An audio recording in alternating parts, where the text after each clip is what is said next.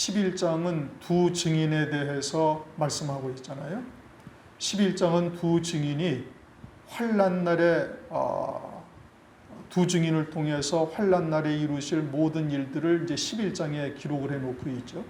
이제 12장은 우리가 이제 읽은 것처럼 지금 해를 입은 여자가 등장을 해요. 해를 입은 여자가 환난 가운데 겪게 되어질 총론적 내용을 말씀하고 있어요. 13장에서는 일곱 머리 열불 짐승이 환난 가운데 어떠한 일로 쓰임받게 되어질 것인가를 쭉 총론적으로 설명하고 있는 거예요. 14장에 가면은 14만 4천의 종들과 이제 음녀교회의 멸망에 대해서 말씀하고 있고, 이제 15장에 가면 이제 일곱 진노의 대접이 이제 15장, 16장에 가면 이제 띄어지게 되죠. 그러니까 12장은 해를 입은 여자, 해를 입은 한 여자가 이제 이 말씀의 주된 내용이고, 이 해를 입은 한 여자가 누구냐, 무엇이냐에 대해서 아주 정확한 뜻을 이제 깨달아야 되는 겁니다. 이제 요한계시록을 하시는 해석을 하는 사람들이 이 해를 입은 여자를 해석을 하는데, 이 해를 입은 여자는 뭐 구약의 교회다, 또는 뭐 마리아다. 왜냐? 아들을 낳았는데 그 아들이 하늘로 올라가고 철장 권세를 가졌다. 그러니까 이것은 예수 그리스도다. 이렇게 해석을 하고 있다 이겁니다. 대부분 이 12장에서 해를 입은 여자를 일반적으로 그렇게 구약의 교회다, 또는 뭐 마리아다, 뭐 이렇게 해석을 하는데, 그거는 전혀 옳도당토하는 얘기가 되는 거예요. 우리가 이미 이제 뭐 결론이 뭐다라는 것을 알고 있으니까 딱 그냥 그 결론부터 생각을 하고 해석을 하면은, 그러면은 이렇게 말씀이 왜 그렇게 해석되어져야 되는가를 찾지를 못하면 안 돼요. 그러면은 논리적으로 반박을 당하게 된다 이겁니다. 그러니까 왜 이 말씀이 그렇게 해석이 되어져야 되는가? 이제 우리가 결론은 알고 있죠. 일곱 금초대 교회를 말하는 거죠. 이제 성경 전체에서 이제 성경 전체가 아니라 요한계시록 전체에서 여자는 딱 둘이 등장을 합니다. 해를 입은 여자와 음녀. 여자는 곧 오늘날 교회를 말하고 성도들을 말하는 것이죠. 신랑 예수 그리스도를 맞이할 신부, 정결한 처녀로서 신부가 되어져서 신랑 그리스도를 맞이할 교회 또는 성도를 여자라고 이제 요한계시록에서는 말씀하고 있는데, 그 여자가 해를 입은 여자와 음녀로 딱 둘로 이렇게 딱 나눠지는 거예요. 그러니까 장차 교회는 이 땅에 예수 그리스도를 믿는 모든 교회는 이 해를 입은 여자든지 아니면은 음녀든지 둘 중에 하나로 들어가게 되어집니다. 그는 본인이 의도하고 있다고 해서 해를 입은 여자가 되고, 또 의도하지 않고 있다고 해서 음녀가 되는 것이 아니고, 어떤 교회든지 다 이 두 교회로 다 들어가게 되어져 있고, 그것은 오늘날 그들이 어떠한 말씀으로 살고 있는가에 따라서 이미 윤곽은 다 드러나고 있는 거예요. 그러나 이제 그 가운데 하나님께서 이미 이제 우리가 새벽 시간에도 산구하는 것처럼 이스라엘에게 하나님께서 심판받을 것을 이미 말씀을 하셨잖아요. 이스라엘의 뭐 호세아서나 기타 등등 선지서를 보면은 이스라엘을 심판하실 것을 말씀을 하셨음에도 또다시 그들을 회복시킬 것을 또 말씀하고 있는데, 그것은 곧 누구를 말하는 거예요? 심판받는 와중에도 그 중심이 아주 올곧은 중심이 되어져서 하나님을 향한 그 중심이 아주 반듯한 자들은 그 가운데서도 긍휼을 하나님께서 베푸셔서 그들을 구원하시는 거예요. 마찬가지로 음녀교회에 있다 할지라도 환난 날에 두 증인의 말씀을 듣고 그 중심이 반듯한 자들은 그 가운데서도 이제 두 증인의 말씀을 듣고 돌이켜서 나오는 자들이 있을 수가 있죠. 그들은 이제 예비처로 옮겨지게 되어지는 역사가 나타나게 되어지죠. 그러니까 해를 입은 여자는 환난 날에 해를 입은 여자다. 이게 진리의 말씀으로 온전히 세워진 자들이 되어질 것을 말씀하고 있고, 그들은 환난 날에 누구든지 다 이제 순교를 할 수밖에 없는 이와 같은 자리에 서게 되는 겁니다. 그런데 이제 이 해를 입은 여자를 어떻게 해서 그러면 금초대 교회요, 마지막 때 진리의 교회라고 단정을 할 수가 있는가? 이제 이 부분을 우리가 정확하게 깨달아야 되는 겁니다. 1절, 하늘에 큰 이적이 보이니, 하늘의 이적이 보이죠. 하늘의 이적이 보이는데 11장 19절 보면은 이에 하늘에 있는 하나님의 성전이 열리니 성전 안에 하나님의 언약궤가 보이며 또 번개와 음성들과 뇌성과 지진과 큰 우박이 있더라. 하늘에 있는 하나님의 성전이 딱 열리고서 거기에서 언약궤가 보이고 번개와 음성들과 내성과 큰 지진과 우박이 있는 것이 보여지고, 그러고 난 이후에 이제 보여지는 하늘의 큰 이적이다 이겁니다. 지난 시간에 19절 말씀을 우리가 상고를 했죠. 하나님의 성전이 열리면서 언약궤가 보인다. 하나님은 그 언약의 말씀대로 반드시 이루시는 하나님이신데, 그것은 번개, 영광의 빛과 말씀과 또는 뇌성, 하나님의 능력으로 이루시는 것이요. 지진과 우박은 그것은 이제 심판의 의미가 있다. 이렇게 이제 말씀을 드렸어요. 그리고서 보여지는 게 1절 하늘에 큰 이적이 보였어요. 하늘의 이적이 보였다 이겁니다. 그런데 지금 3절에 보면은 하늘에 또 다른 이적이 보이니 보라, 한 큰 붉은 용이 있어 머리가 7이요 뿔이 10이라 그 여러 머리에 7 면류관이 있다라고 말씀하고 있잖아요. 이게 다 같은 하늘이죠. 그러면 이 큰 붉은 용이라는 것은 사탄이요 마귀라는 것은 우리가 뭐 그냥 알 수가 있는 일이고, 이것은 굳이 뭐 더 설명을 할 필요가 없죠. 그런데 이 큰 붉은 용이 지금 어디에 있다는 거예요? 하늘에 있다 이겁니다.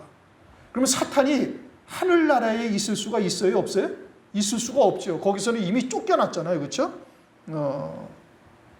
7절부터 보면은 하늘에 전쟁이 있으니 미가엘과 그의 사자들이 용으로 더불어 싸울세 용과 그의 사자들도 싸우니 이기지 못하여 다시 하늘에서 저희 있을 곳을 얻지 못한지라. 큰 용이 내어 쫓기니 옛 뱀 곧 마귀라고도 하고 사단이라고도 하는 온 천하를 꿰는 자가 땅으로 내어 쫓겼다. 이렇게 말씀하시잖아요. 그러면 큰 용, 이 붉은 큰 용, 옛 뱀 또는 마귀, 사탄은 지금 어디에 있어요? 땅에 있단 말이에요. 그렇죠?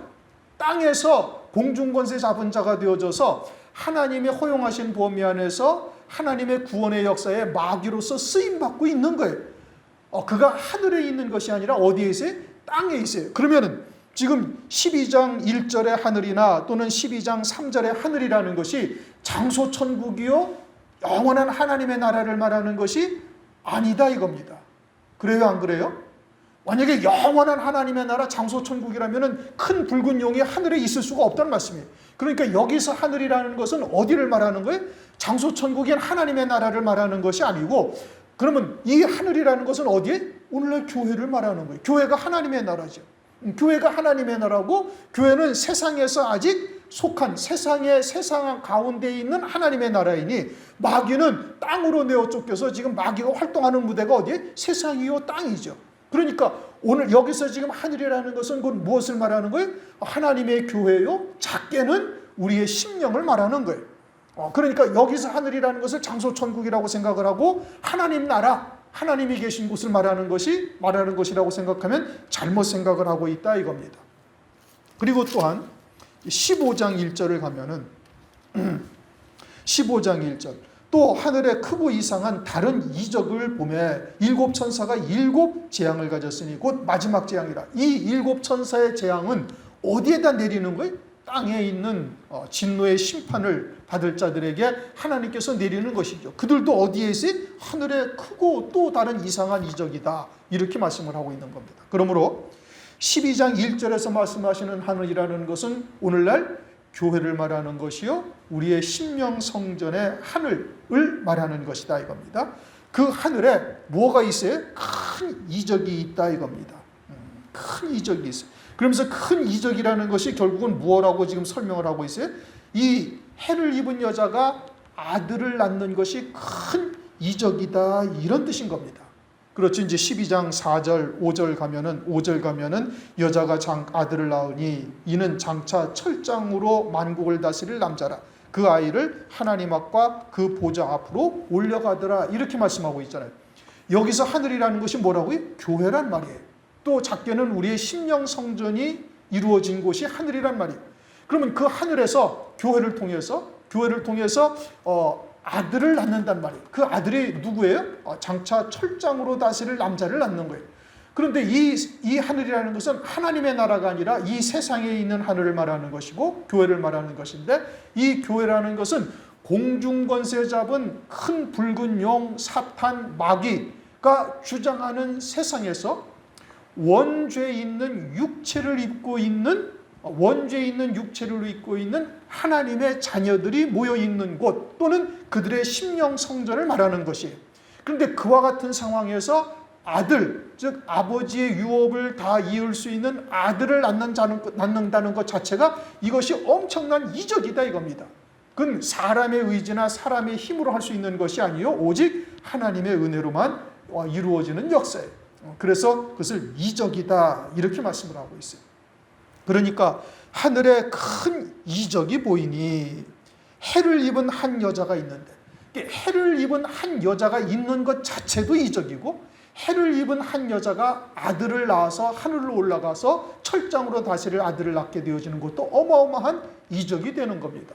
그것은 우리가 이미 이제 알고 있듯이 금초대 교회가 환란날에 환란을 앞두고 하나님께서 그 7별, 7사자를 그 오른손으로 붙들고 촛대 사이를 다니시면서 7 금촛대 교회를 통해서 이와 같은 일들을 하나님께서 이루어 가시고 있음을 우리가 알 수가 있는 것이죠. 그래서 해를 입은 한 여자가 있다 이렇게 말씀하시잖아요. 해를 입은 한 여자가 있다. 이것이 뭐 태양을 옷 입듯이 입고 있다 이런 의미는 아니죠. 그런 문자적인 의미가 아니고 그래서 이제 조금 전에 말씀드린 것처럼 해를 입은 한 여자를 요한계시록을 해석하는 데서 구약교회다. 이제 어디에 말씀을 근거하고 있느냐? 갈라디아서 4장 4절 때가 참에 하나님이 그 아들을 보내서 여자에게서 나게 하시고 율법 아래 나게 하신 것은 하면서 여자라는 것은 구약교회고 구약교회를 통해서 예수 그리스도께서 이 땅에 오셨음을 말씀하는 것이고 그러니 이 해를 입은 여자는 구약교회다 이렇게 얘기를 해요. 그런데 지금 요한계시록의 말씀은 예수 그리스도의 초림을 말하는 것이 아니라 뭘 말하는 것이죠? 재림을 말하고 있는 거예요. 재림을 말하고 있고 또 이 철장으로 다스릴 아들이라는 것이 예수 그리스도 한 분만이 아니라는 말씀하시는 것이 아니고 계시록 2장을 보시면은 두아디라 교회에 뭐라고 말씀하시는 거 아니? 두아디라 교회 18절부터 두아디라 교회를 말씀하시잖아요. 27절을 읽어보십시다. 27절 그가 철장을 가지고 저희를 다스려 질그릇 깨뜨리는 것과 같이 하리라. 나도 내 아버지께 받은 것이 그러하니라. 주님이 두아디라 교회에 말씀하시는데 두아디라 교회의 성도들이 어떻게 된다는 거예요? 철장 권세를 가진 자들이 나온다 이겁니다. 그러니까 철장을 가지고 다스릴 남자를 해를 입은 여자가 낳는데 예수 그리스도만을 말씀하시는 거예요? 아니란 말씀이에요. 그러면 7 금초대 교회를 통해서 이와 같이 철장으로 다스릴 아들을 낳게 되어질 것을 말씀하고 있잖아요. 그러니까 이것이 구약교회라는 말씀이 맞아요? 안 맞아요? 맞지 않는다 이겁니다. 그런데 그렇게 주장을 하고 있다 이 뜻입니다. 또는 마리아라고 주장을 하고 있어요. 예수님을 마리아가 낳았고 예수님이 철장 권세로 다스리는 분이시다. 그래서 천주교에서는 이 마리아가 12별의 멸류관을 쓰고 있다 이겁니다. 그래서 이제 뭐 성모 마리아라고 하고 그렇게 기도를 하고 있죠. 그러나 이제 조금 전에 말씀드린 것처럼 철장 권세를 가진 자는 예수님뿐만이 아니라 환난 날에 첫째 부활의 영광을 입는 모든 성도들 그들이 뭘 가지고 있어요? 철장 권세를 그들이 가지고 있는 거예요. 그러니까 이와 같이 마리아다 또는 구약교회다라고 주장하는 것은 아주 잘못된 이야기다 이겁니다. 그러면은 해를 입은 이 한 여자는 뭘 말하느냐? 뭐 우리가 이제 결론은 알고 있지만 해를 입었다라는 것은 그와 같은 하늘에 떠 있는 우주 천체 가운데 태양, 해 이것을 말하는 것이 아니고 시편 84편 11절을 보면은 여호와 하나님은 해라고 말씀하고 있어요. 하나님이 해다, 하나님이 해다라고 이렇게 말씀하시는데 그것은 빛이요 광명이라는 의미인 겁니다. 창세기 1장을 보면은 넷째 날에 큰 광명, 작은 광명을 만드시잖아요. 그래서 큰 광명은 낮을 주관하게 하시고 작은 광명은 밤을 주관하게 하신다라고 이렇게 말씀하시고 그리고 큰 광명, 작은 광명이 어디를 비추냐면 땅만 비추도록 이렇게 말씀을 하셨어요. 그런데 큰 광명은 물론 해죠. 작은 광명은 물론 달입니다. 그런데 굳이 해라는 단어를 하나님께서 피하신 이유는 뭐냐? 그 큰 광명을 말씀하시는 것이 해를 말씀하시고 천지와 만물을 창조하시는 그 과정을 말하는 것이 아니라 우리의 구원의 그 하나님의 말씀에 초점이 맞추어져 있기 때문에 해라는 단어를 쓰지 않고 큰 광명이라는 것을 쓴 거예요. 그래서 큰 광명은 낮을 주관하고 작은 광명은 밤을 주관한다. 그렇게 큰 광명이라는 것은 진리의 빛을 말하는 것이고, 작은 광명은 어둠 가운데 빛을 비추는 율법을 의미하고 있는 것이죠. 어둠 속에 있는 하나님의 백성들로 하여금 죄가 무엇인지, 율법은 죄를 깨닫게 하는 것이니까 죄가 무엇인지를 깨닫게 해서 나오게 하는, 빛 가운데로 나오게 하는 역사를 이루는 율법을 의미하는 것이고, 그럼 해는 진리의 말씀을 의미하는데, 그것은 뭐예요? 하나님의 자녀들로 하여금 이 땅에서 열매를 맺는 삶을 살게 하는 역사를 이루는 것을 나타내고 있는 것이죠. 그러므로 해라는 것은 진리의 말씀을 의미하고 있는 겁니다. 예수님께서 또한 말씀하시기를 내가 곧 길이요 진리요 생명이다. 요한복음 14장 6절에 그렇게 말씀하고 있잖아요. 여호와 하나님이 해니, 그 해라는 것은 곧 진리의 말씀을 의미하는 것이고, 그러한 진리의 말씀을 입은 자다 이겁니다. 진리의 말씀을 입었다. 이게 금초대 교회가 이 마지막 때에 따른 말씀을 가지고 그와 같이 어린 양의 생명책의 농명절자들을 세울 뿐 아니라 환난 날에 사역할 종들을 요한계시록이나 또는 때에 따른 말씀으로 그들을 양육하고 세워서 그와 같은 사명을 감당케 하는 역사를 이루죠. 그래서 환난 전에 이 일곱 금초대 교회가 그와 같은 일들을 하는 것이니, 결국은 해를 입은 여자는 무엇을 말하는 거냐? 일곱 금초대 교회를 말하고 있는 거예요. 정금과 같은 진리의 말씀으로 금면류관 쓸 자들이 그 교회를 통해서 나오는 겁니다. 에덴 동산이 하나님 나라의 모형이잖아요. 그 에덴 동산에서 이제 강물이 흐르는데 첫 번째 강물이 뭐라고요? 비손 강물이란 말이에요. 근데 비손 강물이 어디를 흘러요? 하윌라 땅, 금이 있는 하윌라 땅을 흘러요. 그러니까 첫 번째 진리는 금면류관 쓰게 하는 그와 같은 말씀이 진리의 말씀이에요. 첫 번째 진리의 말씀이에요. 그러니까 교회는 가장 우선되는 진리의 말씀이 있어야 되는데, 그것은 금면류관 쓰게 하는 진리의 말씀이 있는 곳이 참 교회인 것이고, 환난 날에 금초대 교회라는 의미가 바로 그와 같은 의미인 것이고, 그와 같은 곳을 통해서 금면류관을 쓰는 성도들이 나오게 되어질 것을 말씀하고 있는 겁니다. 그럼 금면류관을 어떻게 써요? 환난 날에 예수의 증거와 하나님의 말씀을 인하여 목배임 받기까지 신앙의 정절을 지키는 거예요. 그래야 첫째 부활의 영광을 입고 금면류관을 쓴 자가 되게 되는 것이죠. 금과 같은, 정금과 같은 믿음으로 끝까지 승리하는 자가 되었음을 말씀하고 있는 겁니다. 서두에 말씀드린 것처럼 요한계시록은 창세기로부터 유다서까지의 모든 말씀의 결론적인 말씀인 겁니다. 그런데 이와 같은 결론적인 말씀 가운데서 딱 여자가 둘밖에 없잖아요. 해를 입은 여자와 그 다음에는 음녀가 있어요. 음녀라는 것은 우리가 알다시피 음행하는 여자가 음녀인 겁니다. 그리고 이제 여자라는 것은 이미 말씀드린 것처럼 하나님의 자녀들이요 교회를 의미하고 있는 것이고, 그러니까 이와 같은 교회는 또 하나님의 자녀들은 해를 입은 여자에게 속하든지 아니면은 음녀에게 속하든지 둘 중에 하나에 반드시 속하게 되어져 있는 거예요. 환난 날은 적그리스도를 등장시켜서 그와 같이 음행케 하는 말씀으로 산 자들로 하여금 짐승표를 받게 해서 영원한 하나님의 진노의 심판을 받게 하고, 또 그와 같이 이 땅에서 정금과 같은 진리의 말씀으로 신앙의 정절을 지키는 자들로 세워서 환난 날에 순교를 통해 그리스도와 함께한 후사가 되는 영광을 입혀주시는 거예요.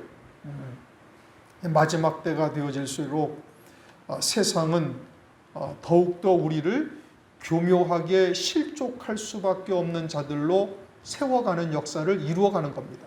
온갖 여러분들이 우리가 다 가지고 있는 핸드폰 또는 인터넷 또는 TV 또는 책, 기타 등등 모든 것들이 다 그와 같은 것으로 우리를 자꾸 이끌어가고 있는 거예요. 그러니까 진리 안에서 우리가 바르게 깨어있지 못하면 자신도 모르는 사이에 롯과 같이 그저 한 발자국씩 한 발자국씩 소돔성을 향하여 가는 존재가 될 수밖에 없어요. 소돔성이 그들의 그런 음행을 보고서 의로운 심령이 상하였다라고 말씀하고 있잖아요. 자신도 모르는 사이에 그와 같은 영적인 음행에 무뎌져 가고, 그러다 보면은 소돔성 문에 앉은 자가 되어질 수밖에 없는 자가 되는 거예요.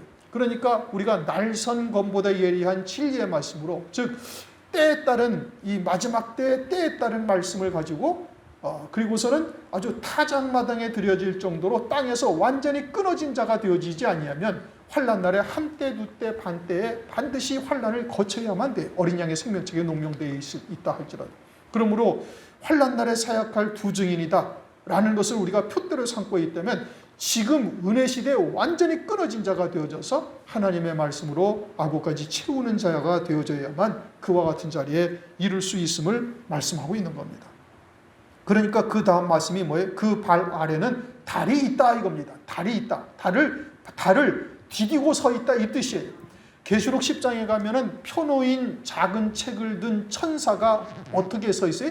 한쪽 발로는 바다를 밟고 한쪽 발로는 땅을 밟고 있다 이겁니다. 그 펴놓인 작은 책은 뭐예요? 요한계시록의 말씀이죠. 요한계시록의 말씀을 온전히 깨닫고 믿음으로 받고 그 말씀이 내게 생명이 되어져서 그 말씀에 붙들려 사는 자가 되어지면 나타나는 삶에 있어서 신앙생활에 있어서 나타나는 열매가 어때? 바다를 발로 디디고 선 자가 되고 땅을 발로 디디고 선 자가 된다 이 뜻이에요. 그것이 우리의 신앙생활의 열매가 나타나져야 되는 겁니다. 요한계시록을 우리가 교회에서 지금 여기 와서도 지금 두 번째죠. 그 이전에도 한 세 번인가를 상고를 했어요. 그러니까 요한계시록의 말씀을 제대로 듣고 깨닫고 믿음으로 받았다라면은 그러면은 땅을 디디고 선자가 되어져야 되고 바다를 디디고 선자가 되어져야 되는 거예요. 그것이 신앙생활을 통해서 또 우리의 삶을 통해서 열매가 나타나져야 되는 거예요. 이제는 더 나아가서 해를 입은 여자가 되어지면 뭐를 디디고 서 있어요? 달을 디디고 서 있다. 조금 전에 이제 창세기 1장에서 작은 광명이 무엇을 의미한다고요? 율법을 의미한단 말이에요. 율법은 우리가 육체에 속하여 살든지 또는 세상에 속하여 살 때 우리가 깨닫지 못하고 있을 때 율법을 통해서 그것이 죄가 무엇인지를 깨닫게 하는 거예요. 로마서 4장 20절, 30절을 보면은 율법으로는 죄를 깨달음이라. 로마서 3장 20절. 율법으로는 죄를 깨닫는다 이겁니다. 율법을 하나님께서 주신 이유가 뭐예요? 죄를 깨닫게 하게 주신 거예요. 율법이 우리에게 정죄의 법으로 되고 또 이와 같이 사망 가운데 이르게 하는 것은 그것은 율법과 그리스도 안에서의 복음과의 관계를 제대로 깨닫고 있지를 못하기 때문에 그러는 거예요. 율법은 하나님께서 이스라엘 백성들에게 언제 주셨죠? 출애굽 이전에 주었어요? 출애굽한 후에 주셨어요? 출애굽한 후에 주신 거예요. 유월절 양은 누구를 의미해요? 예수 그리스도죠. 그러면 예수 그리스도를 믿음으로 오늘날 우리가 예수 그리스도를 믿음으로 이제는 우리가 죄사함을 받은 자들은 우리에게 주신 율법이 무엇을 위한 율법이에요? 죄가 무엇인지를 깨닫고 가나안 땅에 합당한 자로 세우시는 법으로 바뀌어진 거예요. 이미 이제 예수 그리스도 안에서 이미 우리가 가죽 옷이 무엇인지를 성경을 통해서 우리가 깨달았잖아요.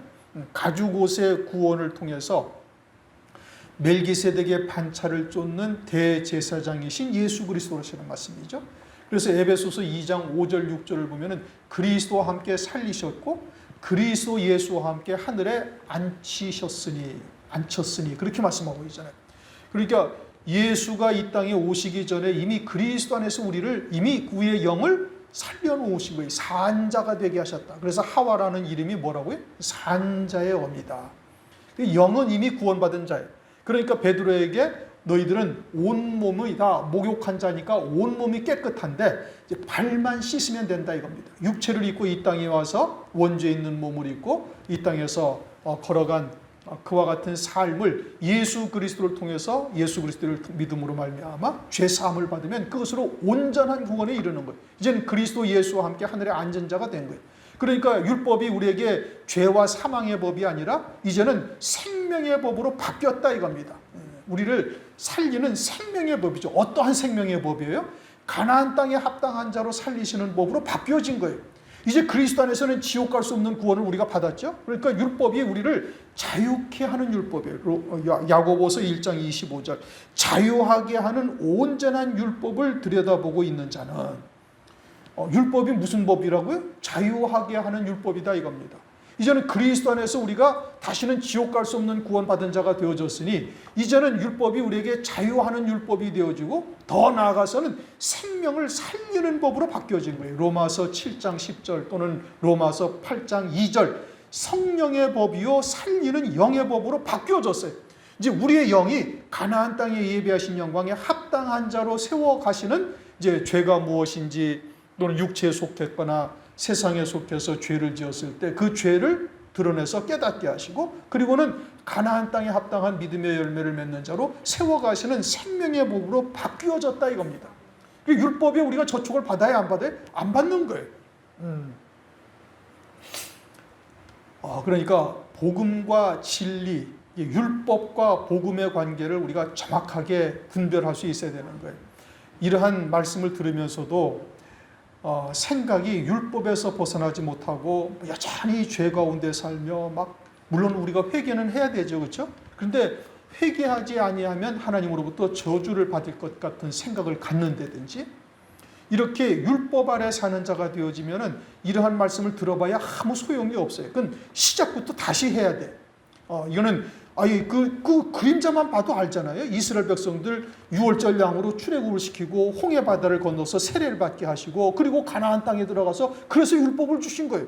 그러면 그것이 정죄해서 다시 애굽으로 돌려보냈나요? 이스라엘 백성들을 하나도 돌아간 사람이 없단 말씀이에요. 죄악된 세상으로 가서 또다시 예수를 믿고 또다시 세례를 받고 또 가나안 땅에 광야에 왔다가 또 죄 지으면 다시 가나안 땅으로 가고 그랬어요? 안 그랬어요? 안 그랬단 말씀이에요. 그들은 그냥 광야에서 멸망당한 거예요. 광야에서 멸망당했다는 얘기는 뭐냐? 가나안 땅에 대한 소유권을 다 불태워버리고 잃어버렸다는 얘기지 그것이 다시 원점으로 돌아가는 얘기가 아니다 이겁니다. 죄와 사망의 법에서 완전히 벗어난 자가 되어져야 되는데 그런데 이런 말씀을 듣고도 그냥 율법 아래 사는 자들이 있다라는 것을 제가 아주 굉장히 그냥 크게 깨달은 적이 있는데 말씀을 듣고도 여전히 율법 아래 살고 있는 자들이 있는 거예요. 이거는 지금 하나님의 말씀을 제대로 바르게 깨닫고 있지를 못하다 이겁니다. 율법 아래서 우리가 정죄의 법으로 우리가 살고 있는 존재들은 아닌 거예요. 물론 우리가 그렇다고 회개하지 않아도 되느냐? 아니죠. 회개해야 되죠. 성령께서 우리에게 죄가 무엇인지를 깨닫게 하시며 여전히 죄 가운데 살 수밖에 없는 존재인 것을 알게 하신다는 말씀이에요. 그럴 때 어떻게? 철저히 회개하고 다시는 그와 같은 죄 가운데 살지 아니할 것을 믿음으로 발걸음을 내디디어 나와야 되는 거예요. 그게 온전한 회개죠. 그러니까 율법이 무엇인지를 정확하게 깨달아져야 되는 거예요. 그러니까 진리, 해를 입은 여자 안에 있으면은 반드시 그 발 안에는 발이 있고 율법을 디디고 서는 자가 자유하게 하는 율법인 것을 반드시 깨닫게 되어진다 이겁니다. 이건 너무 오래 할 수도 없고 또 기회가 주어지면 또 말씀을 드리겠지만은 그동안 우리가 교회에서 증거했던 말씀을 가지고도 충분히 거기에서 벗어날 수가 있는 거예요. 율법 아래서 전전긍긍하는 자는 이거는 아직 이 말씀을 뭘 말씀하시는지 우리 교회에서 증거하는 말씀을 못 알아듣는 겁니다. 이게 참 심각한 것이죠. 다음에 그 머리에는 12별의 면류관을 썼다. 12별의 면류관이라고 그러죠. 면류관이라는 이 단어가 헬라어로 스테파노스라는 단어예요. 지난번에 우리가 13장을 계시록 13장을 보시면은 13장 1절을 한번 읽어보시죠. 내가 보니 바다에서 한 짐승이 나오는데 뿔이 10이요 머리가 7이라 그 뿔에는 10 면류관이 있다 이렇게 말씀하고 있죠. 또 3장을 보십시다. 12장 3절을 보십시다. 12장 3절 하늘에 또 다른 이적이 보이니 보라 한 큰 붉은 용이 있어 머리가 7이요 뿔이 10이라 그 여러 머리에 7 면류관이 있다. 한글로는 전부 다 면류관으로 번역이 되었잖아요. 그런데 12장 3절에 큰 붉은 용이 쓴 7 면류관 그리고 13장 1절에 10 면류관 7머리 10뿔 짐승이 쓴 10 면류관이라는 이 면류관 단어가 이것은 디아데마타라는 헬라어예요. 12장 3절이나 13장 1절에 쓰여져 있는 면류관이라고 번역이 되어 있지만 사실은 디아데마타라는 왕관이라는 단어입니다. 그런데 12장 1절에 12별의 면류관은 스테파노스라는 단어예요.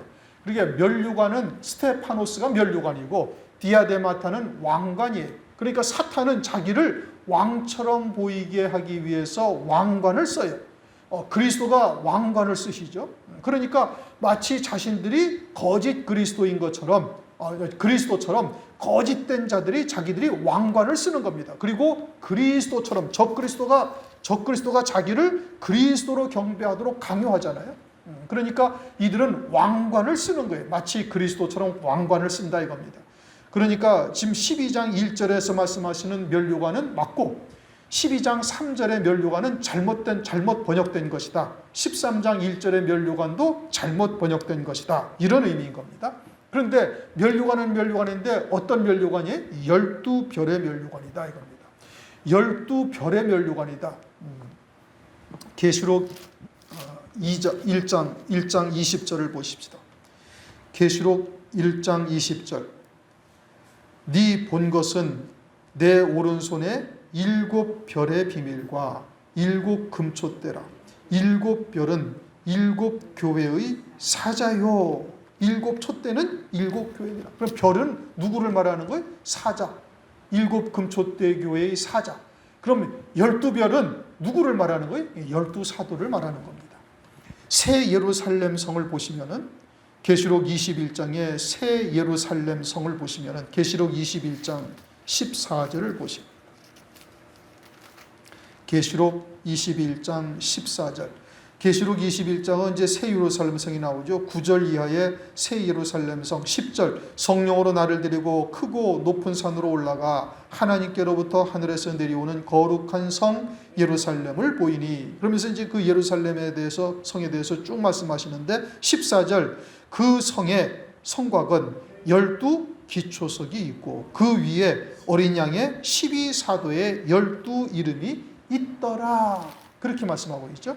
그러면 12별이라는 것은 누구를 말하는 거예요? 12사도를 말하는 거예요. 주님의 제자 12사도, 바울까지 포함된 12사도. 그러면 12별의 면류관을 썼다라는 것은 무엇을 말하느냐? 주님의 제자인 12사도들이 걸어갔던 그 길을 그대로 뒤쫓아가는 자들이 되어지면 이와 같은 면류관, 즉 환난날에 믿음으로 이기는 자가 쓰는 면류관을 받게 되어질 것을 말씀하고 있는 겁니다. 그래요. 주님의 제자들은 어떤 길을 갔어요? 주님이 걸어가신 길을 그대로 쫓아갔어요. 그 결과 12사도는 전부 순교한 겁니다. 그럼 환난날에 예수의 증거와 하나님의 말씀이라여 순교하는 자가 되어지면 그들을 어떻게 보겠다는 거예요? 12별과 같은 자리에 서는 자들로 하나님께서 인정하신다 이 뜻이에요.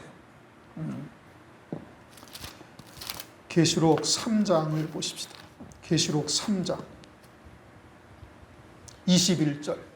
계시록 3장 21절. 마지막 라오디게아의 교회에 이제 주님께서 사도 요한에게 라오디게아의 교회의 사제 편지를 말씀하시는데 21절. 이기는 그에게는 내가 내 보좌에 함께 앉게 하여 주기를 내가 이기고 아버지 보좌에 함께 앉은 것과 같이 하리라. 아멘. 주님이 금초대 교회를 통해서 환난날에 이기는 자, 이기는 자는 결국 누구예요? 예수의 증거와 하나님의 말씀을 인하여 신앙의 정절을 지키되 죽기까지 할지라도 그 신앙의 정절을 지킨 자가 이기는 자고, 그렇게 되어지면 어떻게? 순교하는 자고, 그들은 어디에 앉게 된다는 거예요? 주님의 보좌에 앉으신데 거기에 함께 앉게 하시겠다 이겁니다. 더 나가서 이제 마태복음 19장을 보시면은 마태복음 19장 28절을 보시면 28절 우리 다 같이 읽습니다. 예수께서 가라사대 내가 진실로 너희에게 이르노니 세상이 새롭게 되어 인자가 자기 영광의 보좌에 앉을 때에 나를 쫓는 너희도 12보좌에 앉아 이스라엘 12지파를 심판하리라. 아멘. 주님의 제자들에게 하신 말씀이거든요. 그들이 어디에 앉는다고? 12보좌에 앉아서 이스라엘 12지파를 심판하시겠다 이겁니다. 심판하게 하시겠다 이겁니다. 그러면 그와 같은 신앙을 쫓아 살아서 환난날에 순교를 하는 성도가 되어지면 똑같은 영광을 함께 누리는 자가 되게 하시겠다 이 뜻이죠. 베드로와 같은 영광의 자리에 우리도 함께 앉을 수 있는 기회가 우리에게 주어졌다는 거예요. 사도 바울과 사도 요한과 같은 자리에 우리도 함께 앉을 수 있는 영광이 우리에게도 예비되어져 있다 이겁니다. 믿음으로 받고 나가면 되는 거예요.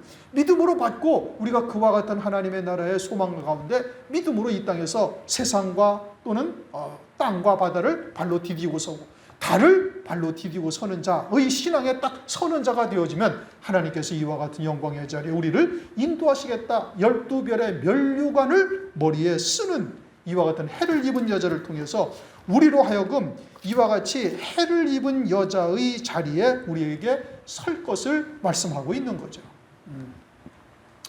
금초대 교회의 종만이 사자만이 이와 같은 자리에 있겠다 이런 말씀하시는 거 아닙니다.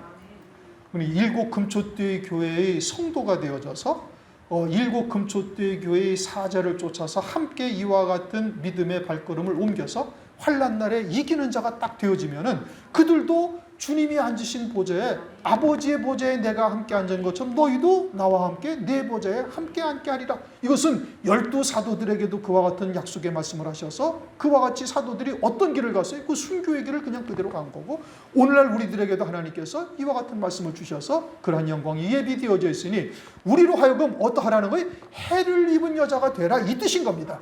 해를 입은 여자는 교회를 말하죠. 이제 서두에 말씀드린 것처럼 여기서 하늘이라는 것은 뭐를 말한다고요? 교회예요. 그 해를 입은 여자도 누구를 말하는 거예요? 일곱 금초대 교회를 말하는 거예요.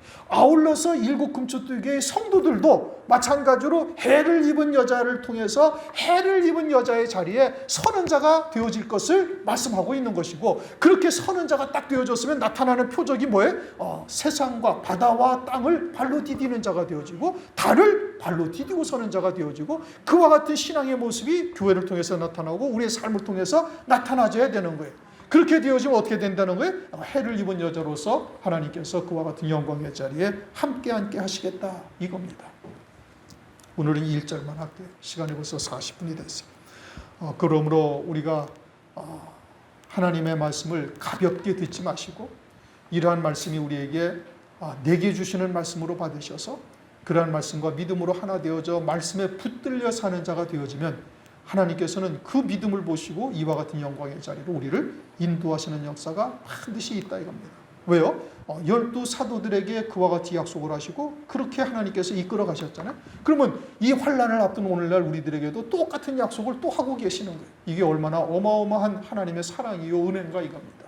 우리가 감히 모세와 같은 자리에 아브라함과 같은 자리에 함께 앉을 수 있는 영광이 주어졌다는 것이 기가 막힌 일이잖아요. 그러한 하나님의 은혜를 우리가 소중하게 생각하시고 믿음으로 끝까지 승리하실 수 있기를 주의 이름으로 축원합니다. 하나님 감사합니다. 오늘도 요한계시록 12장 1절 말씀을 통해서 하늘의 큰 이적과 해를 입은 한 여자가 발로 달을 밟고 있고 또 12별의 면류관을 쓰고 있는 이 모습이 오늘 우리들에게 무엇을 말씀하시는지 깨닫게 하심을 참으로 감사를 드립니다. 이러한 말씀을 통해서 우리가 해를 입은 여자의 자리에 서야 할 것을 다시 한번 깨닫고 다짐하고 결단하며 나아가오니 우리의 발걸음을 인도하셔서 제자들에게 그 약속하셨던 것을 이루셨던 것처럼 믿음으로 받는 저희들에게도 그대로 이루시는 역사를 허락하여 주시옵소서. 예수 그리스도의 이름으로 감사하며 기도드리옵나이다. 아멘.